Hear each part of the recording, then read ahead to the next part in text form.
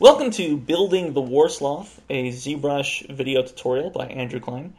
In this video, we're going to look at creating a character from scratch inside Zbrush. My first step here is I've taken an image and I've cropped and filled it to the background document, and I'll create a new layer on top of this, which will allow me to work on top of my image plane, essentially.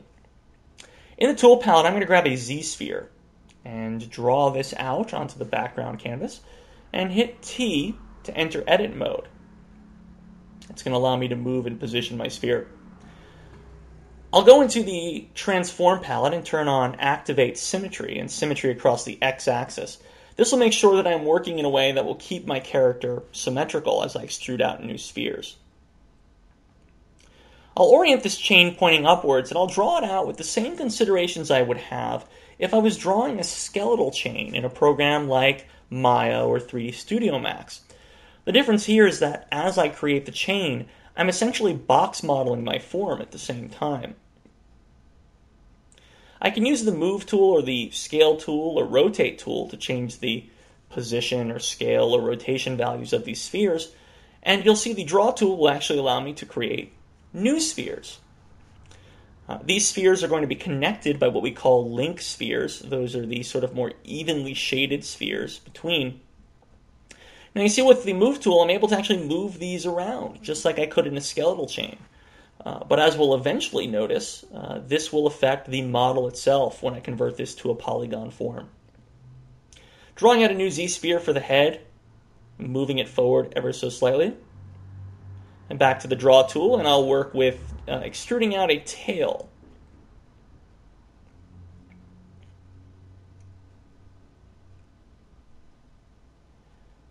Now I'll be able to take the move tool and move out the individual spheres, but as we're going to notice in a second, I can use the scale tool or the move tool to actually make changes to the entire chain by using the link spheres, as you see here.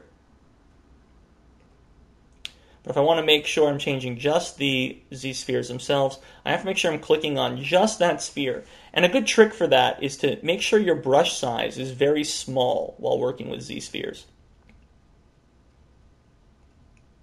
Right now I'm going into Tool Palette and I'm going to hit Adaptive Skin Preview. This shows you what your actual polygon model is going to look like. By changing the intersection resolution, membrane curvature, minimal skin to child, and minimal skin to parent buttons, I can get various results to change the curvature of my form.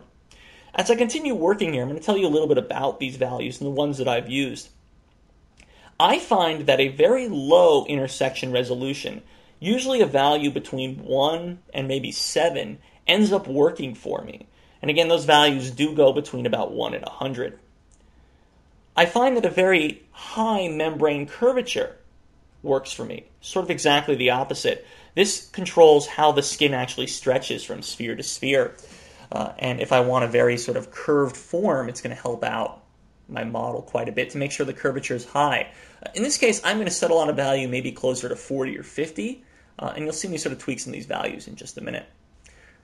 Moving around a couple of the spheres here, again trying to create a leg. You'll notice that I really don't like the values for the feet, and so I'm going to move these around a little bit, and again, eventually decide on where I want to put these. I'll probably remove those feet off and leave it just at the ankle. Eventually, we're going to look at adding on the hands and feet, which can be an entirely different challenge. Back to my skin settings, there are two buttons, minimal skin to child, minimal skin to parent. These control where the stretching between the Z-spheres, when you create the actual polygon geometry, is going to prefer. And I find you usually get very good results with minimal skin to child. And so that's what I've enabled here, and that's created the results that you see. Again, I'm going to switch back to doing some drawing here and use the draw tool to create little stubs for the arms. And from these, I will extrude out new spheres to go all the way to my elbows, and another Z-sphere. This will go all the way to my wrists. Here's my elbows. Again, I can use the move tool or the rotate tool or scale tool to move these around. You'll notice that also I can use the draw tool by clicking on any of the link spheres to insert additional Z-spheres into the chain. This can be a really great way to start to hold the form if you find that your mesh starts looking a little too much like a balloon animal. So you see I can actually use these around the areas which need some creasing, the shoulders, the elbows, the hips, the knees. Really great for making sure you maintain any creasing that's needed.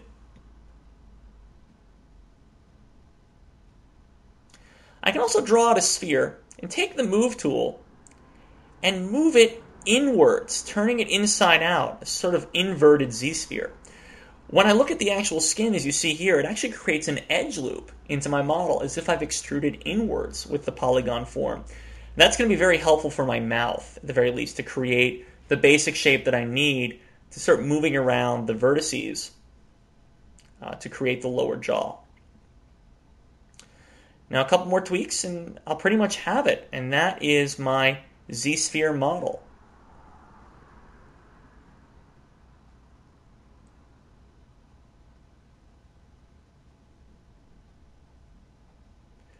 Very last setting here, I'm going to make an adaptive skin from this model. I want to make sure my settings are correct first, and again I can always tweak my intersection resolution and membrane curvature values till I find values that I particularly like. When I have that, under Adaptive Skin, I'm going to hit Make Adaptive Skin. And then I can switch to it under the Tool palette. You'll notice it's an Adaptive Skin when in the Geometry palette, you'll see that you can slide between multiple levels of resolution and go up and down. This will be the actual start of my model. And from here, I can begin sculpting. I'll just clear out my background layers, draw out a new one. And if it draws behind, you can leave edit mode, grab the move tool, just kind of pull your cursor down, and that will actually orient this forward a little bit. And now I actually have my character sitting in front. So that concludes part one. In part two of this video, we're going to look at using the move tool to start to nudge around parts of the form.